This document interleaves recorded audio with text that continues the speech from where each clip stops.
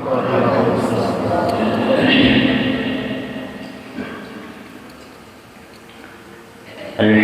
لله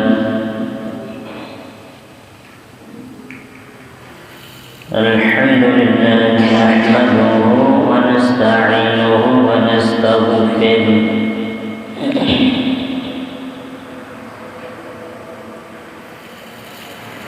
ونؤمن به ونتوكل عليه ونعوذ بالله من شرور أنفسنا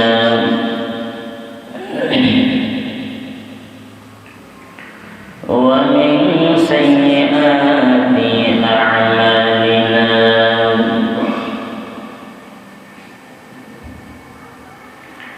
من يهد الله فلا مضل له ومن يضلله فلا هادي له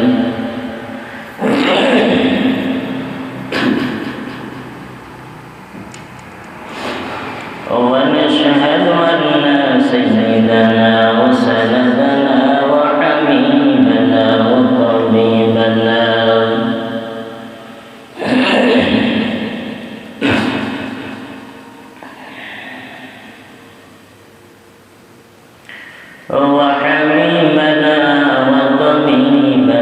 وطبيب ربنا وطبيب قلوبنا ومولانا هو مولانا محمدا عبده ورسوله أرسله الله تعالى بالحق بشيرا ونذيرا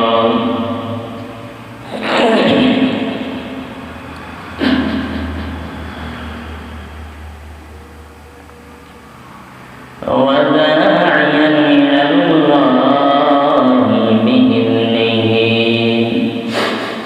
وسراجا وقمرا منيرا أما بعد فأعوذ بالله من الشيطان الرجيم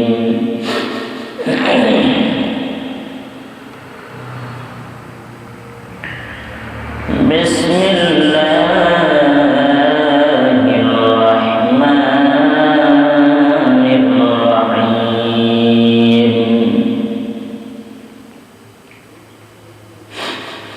سبحان الذي أسرى بعبده ليلا من المسجد الحرام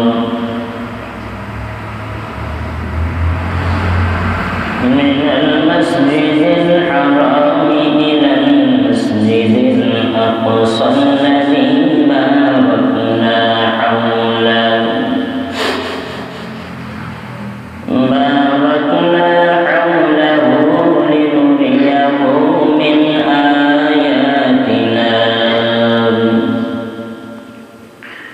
لنريه من آياتنا إنه هو السميع البصير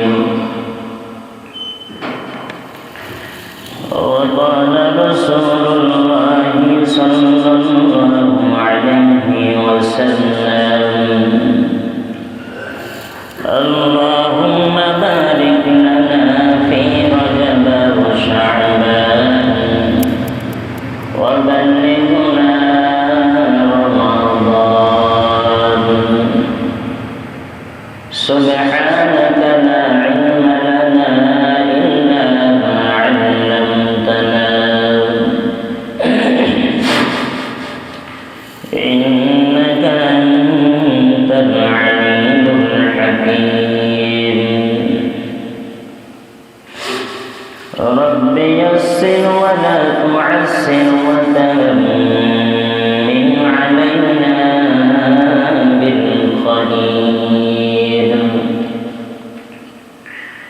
الشرك اللهم صل على محمد وعلى آل محمد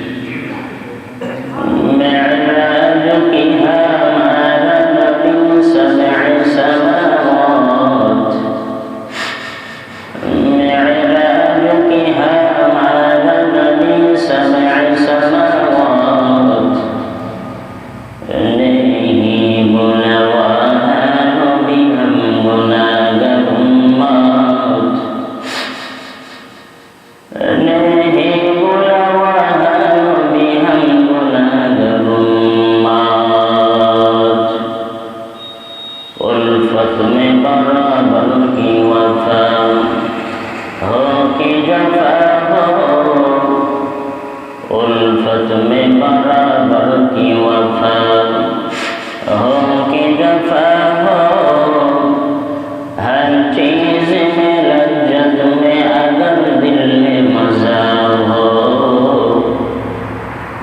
हर चीज में लज्जत में अगर दिल में मजा हो अल्हम्दुलिल्लाह अल्लाह ताला दरबारे लाखों शुक्र सजद যে মহান রব্বুল আলামিন রজব মাসের সর্বশেষ জুমায়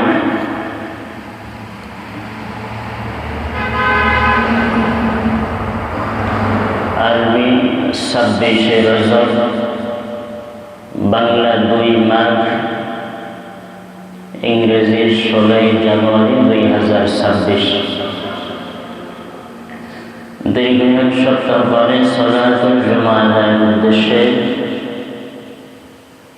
নিজ নিজ বাসস্থান কর্মস্থলকে ত্যাগ করে আল্লাহ তাআলার মহান হুকুম সালাতুল জুমা আদায়ের উদ্দেশ্যে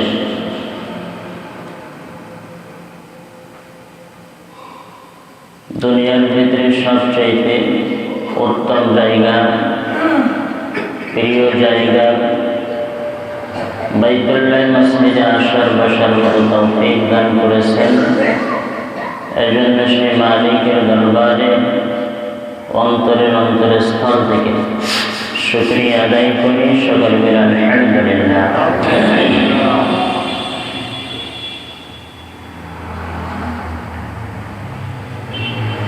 আমি আপনাদের সামনে সূরা বনী ইসরাঈলের কোরআন শরীফ 30 পারা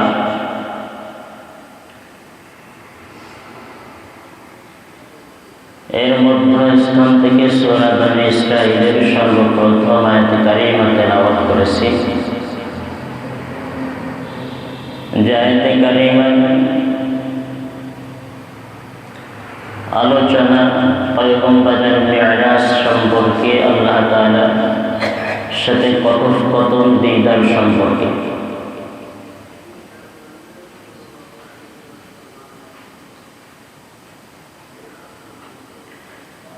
আল্লাহ তাআলা কোনো ব্যক্তিকে যদি কোনো কিছু দিতে চান তাই অর্থের সম্বল হোক সম্মান ইজ্জতের মালিকও যদি বানাইতে চায় তাহলে তাকে কিছু পরীক্ষার সম্মুখীন হতে হয়।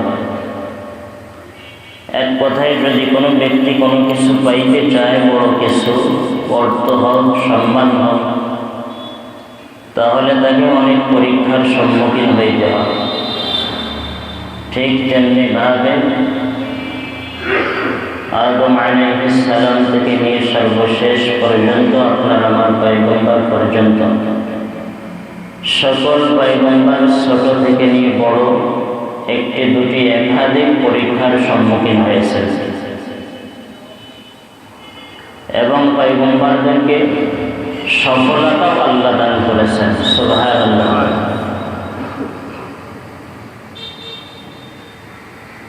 হযরত আদম আলাইহিস সালামকে কেমন পরীক্ষা নিয়েছেন? স্বামী স্ত্রী দুইজনকে দুই জায়গায়, একজনকে জেদ্দায়, একজনকে শ্রীলঙ্কায়, দুইজনকে দুই স্তরে পাঠিয়ে দিয়ে আল্লাহ তাআলা এটা একটা পরীক্ষা এবং আরো একাধিক পরীক্ষা নিয়েছেন। ঠিক এমনি ভাবে ইব্রাহিম আলাইহিস সালামকে অনেক পরীক্ষার সম্মুখীন হতে হয়েছে। সন্তান হয় না, দ্বিতীয় আরো একটি পরীক্ষা সন্তান হলেও জবাই করার পরীক্ষায় উত্তীর্ণ হতে হয়েছে। কি বলেন ভাই? এমনি ভাবে প্রতিটা নবীকেই নিজের পদমর্যাদা উঁচু করতে চাইলে আল্লাহ তাআলা অনেক পরীক্ষার সম্মুখীন হতে হয়েছে পয়গম্বরদেরকে।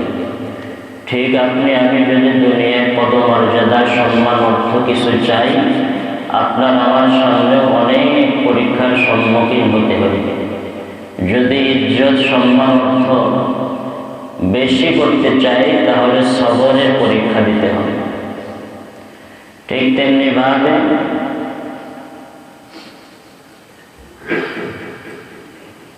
অধিকাংশ পয়গম্বরদেরকে আল্লাহ তাআলা পরীক্ষা নিয়েছেন দুনিয়াতে। কোথায় নিয়েছেন? দুনিয়াতে পরীক্ষা নিয়েছেন।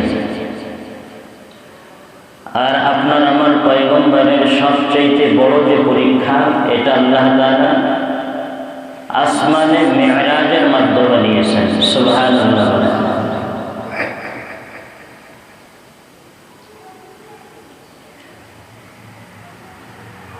আপনার আমার পয়গম্বর ছাড়া যত পয়গম্বর নবী রাসূল আগমন করেছেন, সকল নবী রাসূলদেরকে আল্লাহ তাআলা ইমতিহান তথা পরীক্ষার মাধ্যমে বড় পুরস্কার দিয়েছেন। আর আপনার আমার পয়গম্বরকে ইনআম তথা পুরস্কার দেওয়ার জন্য আল্লাহ তাআলা মেরাজে আল্লাহর কাছে নিয়ে গেছেন।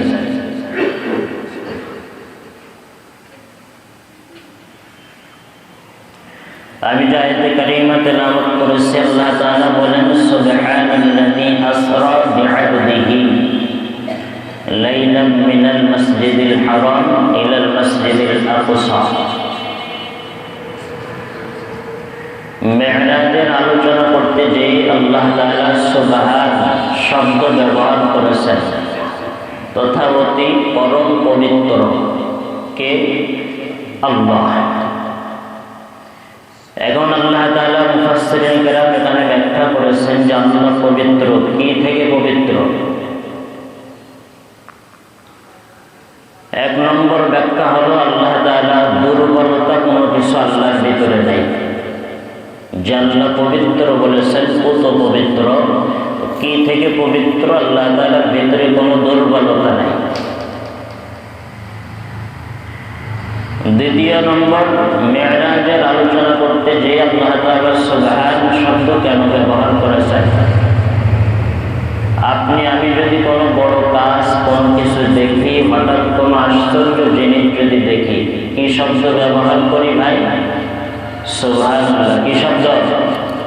সুবহান।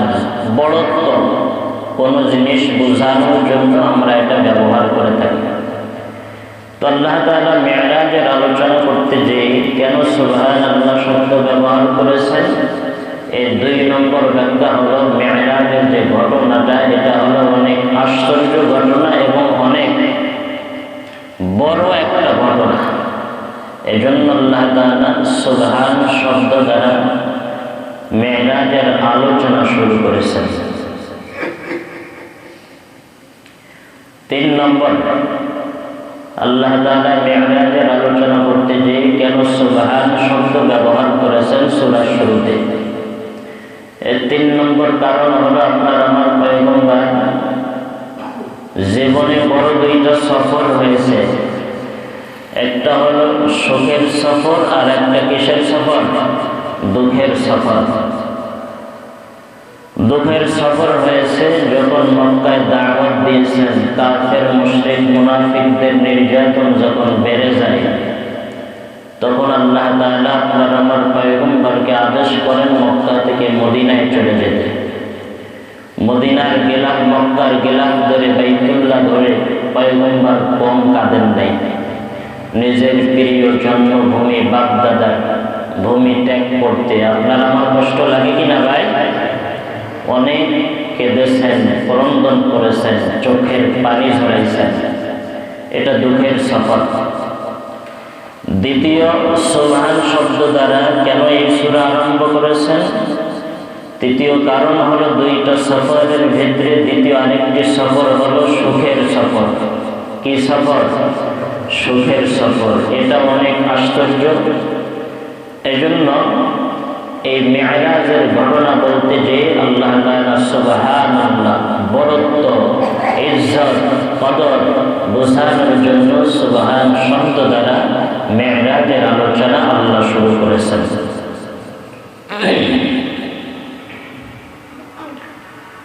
মেরাজ কোন মাসে? আমি আলোচনার শুরুতেই বলেছি আজ হলো 26শে রজব। কয় তারিখ? রজব মাসে। তারিখ সম্পর্কে অনেক দ্বিধা, অনেক ইখতিলাফ। আবার কোন মাসে মেরাজ হয়েছে এটা নিয়েও অনেক ইখতিলাফ, অনেক মতানৈক্য। তো সর্বশেষ কিছু মুহাদ্দিসিনে কেরাম বলেছেন যে 26শে রজব দিবাগত রাত্রে মেরাজ হয়েছে। এবার আপনারা বলেন সে দিনটা কবে? আজ 26শে রজব, সামনে যে রাত আসতেছে দিন হলো আজ 26শে রজব দিবাগত রাত, মানে কি আজকে যে রাত আসবে এই রাত। কিছু মুহাদ্দিসিনে কেরাম বলেছেন মাস নিয়েও অনেক ইখতিলাফ।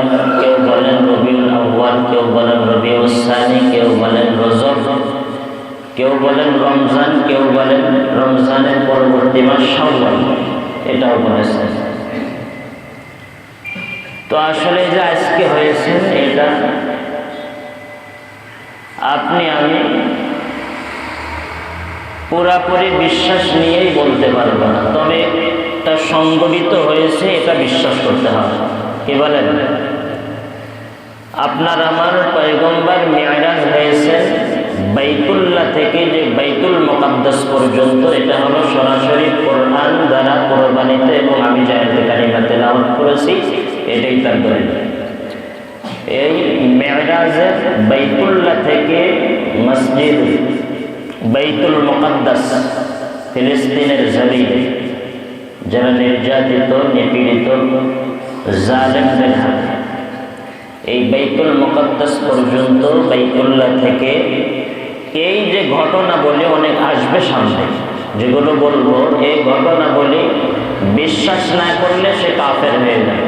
কি হয়ে যাবে ভাই? কেন কাফের হবে? বলে বাইতুল্লাহ থেকে বাইতুল মুকাদ্দাস পর্যন্ত এই ভ্রমণটা হলো কোরআন সরাসরি বয়ান করেছেন। আর ফিলিস্তিনের জমিনের বাইতুল মুকাদ্দাস থেকে ঊর্ধ্বগমন আল্লাহর কাছে কথোপকথন, এটা হলো হাদিস দ্বারা প্রমাণিত। কি দ্বারা? যারা বলেন হাদিস দ্বারা। এবার এটাকে যদি কেউ অবিশ্বাস করে সে কাফের হবে না, ফাসিক হবে। বুঝেছেন মাসআলা? মক্কা থেকে নিয়ে বাইতুল মুকাদ্দাস পর্যন্ত এটা যদি কেউ অবিশ্বাস করে কি হবে? সে কেন কাফের হবে? সরাসরি কোরআনের আয়াত। দ্বিতীয়, বাইতুল মুকাদ্দাস থেকে যে ঊর্ধ্বগমনে আল্লাহ পর্যন্ত যে কথোপকথন হয়, এটাকে কেউ যদি বিশ্বাস না করে, অবিশ্বাস করে, সে কি হবে? ফাসিক হবে, কাফের হবে না। কারণ কি?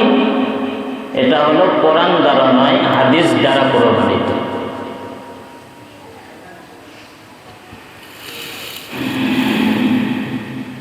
আল্লাহ বলেন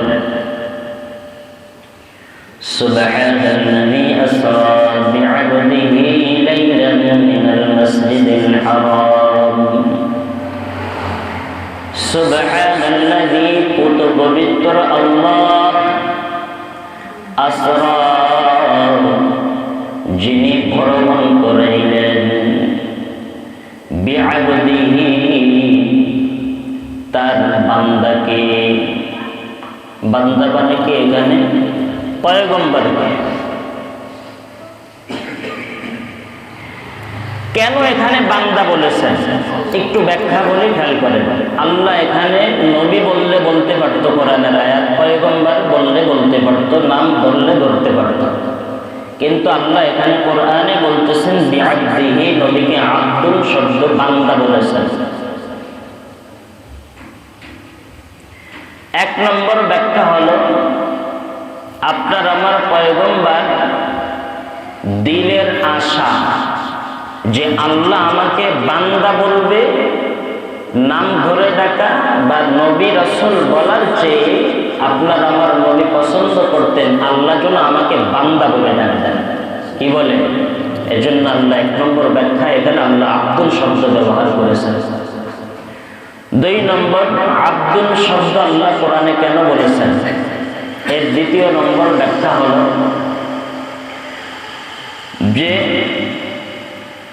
আল্লাহ তাআলা নবীকে সরাসরি ঊর্ধ্বগমনে গমন করে মেরাজের ব্যবস্থা করে দিয়েছেন, আর তার উম্মত তারা বান্দা। উম্মত তারা কি? নবী, আপনি, আমি, বান্দা। উম্মতরা বান্দা, এই বান্দা ঊর্ধ্বগমনে যাওয়া লাগবে না। এই আব্দুল, এই বান্দা দুনিয়ায় বসে নামাজ পড়বে, মেরাজ গমন হয়ে যাবে। সুবহানাল্লাহ। মুমিনের মেরাজ হলো নামাজ, ঊর্ধ্বগমনে নয়। এজন্য আল্লাহ আব্দুল শব্দ বুঝাইছেন যে মুমিন বান্দা মেরাজ যদি করতে চায় নামাজের মাধ্যমে মেরাজ, আল্লাহর সাথে কথোপকথন। এই যে আলহামদুলিল্লাহি রাব্বিল আলামিন, আল্লাহ বলেন কার প্রশংসা করো? বলে আলামিন, তার জবাব হলো যিনি উভয় জগতের মালিক। কে? তিনি আল্লাহ। এভাবে সূরা ফাতিহা কিন্তু কথোপকথন, আল্লাহর মাঝে বান্দার মাঝে কথোপকথন। তো বান্দা এসে সেই নামাজে সেই সূরা দিয়েই, ফাতিহা দিয়েই নামাজ শুরু বান্দা। এই জন্য বান্দা মেরাজ হবে তার নামাজে।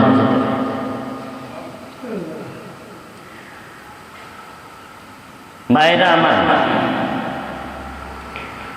বরমন করাইলেন লাইলাতুম মিনাল মাসজিদিল হারাম, রাতের বেলায় মসজিদে হারাম থেকে ইলাল মসজিদিল আকসা। আল্লাহ বলেন বান্দাকে আমি ভ্রমণ করাইলাম, ইসরা করাইলাম মসজিদে হারাম তথা বাইতুল্লাহর মসজিদ মক্কাতুল মুকাররমা, এই মক্কাতুল মুকাররমা থেকে ইলাল মসজিদিল আকসা, ফিলিস্তিনের জমিনে বাইতুল মুকাদ্দাস, এই পর্যন্ত আমি আল্লাহ মেরাজ করাইলাম। আল্লাযী বারাকনা, এবার কেন মেরাজ করাইলেন? আল্লাহ যদি চাইতেন বাইতুল্লাহ থেকে মক্কার জমিন থেকে সোজা ঊর্ধ্বগমনে নিয়ে যাইতে পারতেন। কথা বলেন ঠিক কিনা? আল্লাহ কেন বাইতুল্লাহ থেকে বাইতুল মুকাদ্দাসে নিয়ে গেলেন, আবার সেখান থেকে বাইতুল মুকাদ্দাস থেকে ঊর্ধ্বগমনে কেন নিয়ে গেলেন? আল্লাহ বলেন কেন পয়গম্বরকে বাইতুল মুকাদ্দাসে ফিলিস্তিনের জমিনে নিয়ে গেলেন? আল্লাহ তার জবাব দেন আল্লাযী বারাকনা হাওলাহু, পয়গম্বরকে জানিয়ে দেন কেন বাইতুল মুকাদ্দাসে তোমাকে নিয়ে গেলাম।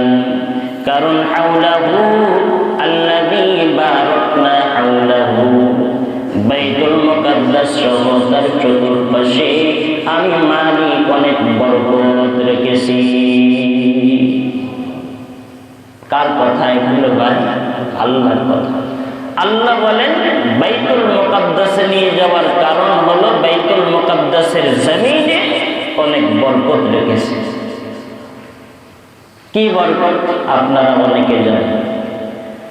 বাইতুল মুকাদ্দাসে অধিকাংশ নবী রাসূল ওখানে গমন করেছেন, জানেন না আপনারা? এই বরকত যেখানে অনেক নবী রাসূলের আগমন, যেখানে পৃথিবীর জমিনে যে জায়গায় সবচেয়ে বেশি নবী আগমন চলাফেরা, সে জায়গা কি বরকতহীন না বরকতওয়ালা? জোরে বলেন, বরকতওয়ালা।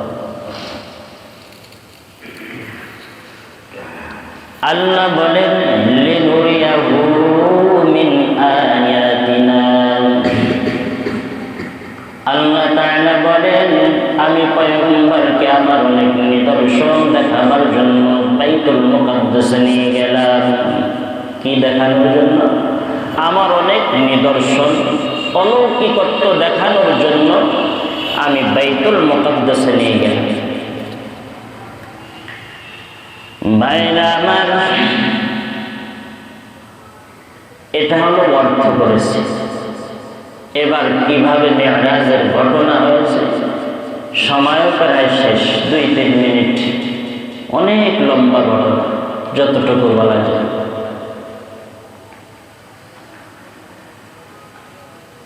আল্লাহ তাআলা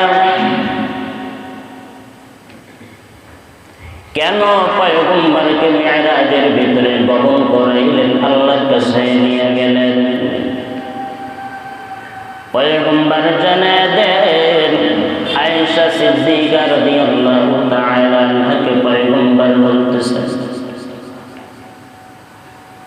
তায়েফের জমিনে যখন আমি দাওয়াত নিয়ে যাই, তায়েফের কাফের মুশরিকরা আমি মুহাম্মদকে শুধু বড় নয়, তায়েফের জমিনের ছোট শিশু বাচ্চারা আমাকে পাগল পাগল বলে ডাক দেয়। শুধু পাগল বলে ডাক দিয়ে ক্ষান্ত নয়, ওই তায়েফের জমিনের বড় থেকে নিয়ে ছোট শিশু বাচ্চারাও মহিলারাও আমাকে পাগল বলতেছে, আর জমিন থেকে পাথর কুড়ায়, জমিন থেকে পাথর কুড়ায় করে আমি পয়গম্বরের শরীরে আঘাত করতে থাকি, পাথর নিক্ষেপ করতে থাকি। আমার শরীর থেকে কত রক্ত বাইর হয়, আমার শরীর থেকে রক্ত বাইর হতে হতে আমার জুতা মোবারক রক্তের সাথে আটকে যা আমি পা বাহির করতে পারতেছিলাম জুতা থেকে। এমন সময় আমার মালিক আল্লাহ জিবরাইল আলাইহিস সালামকে আমার কাছে পাঠায় দেন।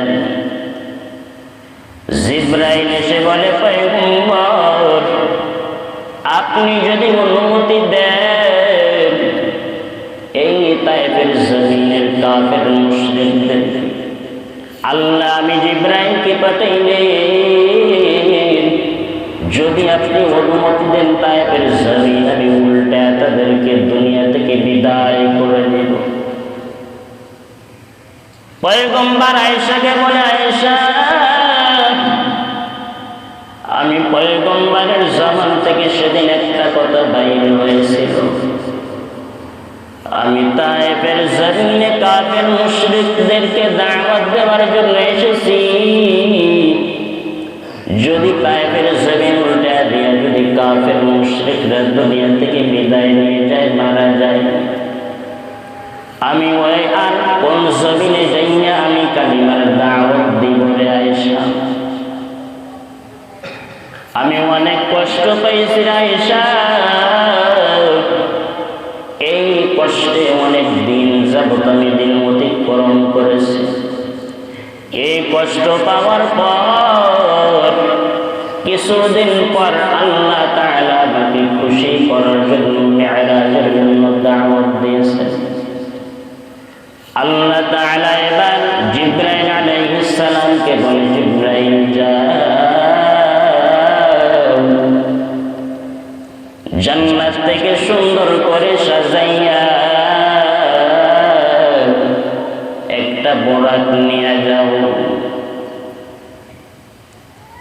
এবার জিবরাইল আলাইহিস সালাম জান্নাত থেকে একটা বোরাক নিয়ে পয়গম্বরকে তায়েফের জমিনের কষ্ট পাওয়ার ব্যথা লাঘব করার জন্য, কম করার জন্য, খুশি করার জন্য জিবরাইলকে বুরাকের মাধ্যমে পাঠাইয়া মেরাজ করার জন্য জিবরাইলকে পাঠাইলেন। সাথে বুরাক আছে।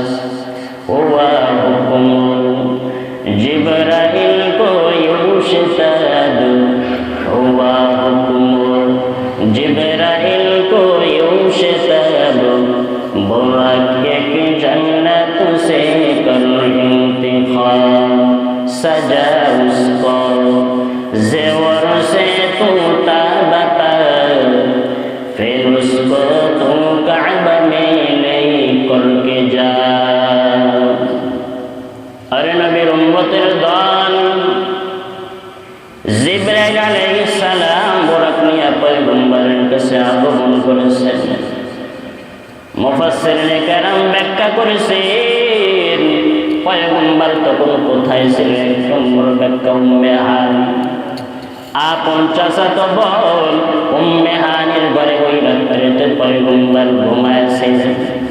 দুই নম্বর ব্যাখ্যা পয়গম্বর হাতিমে কাবার ভিতরে ছিলেন।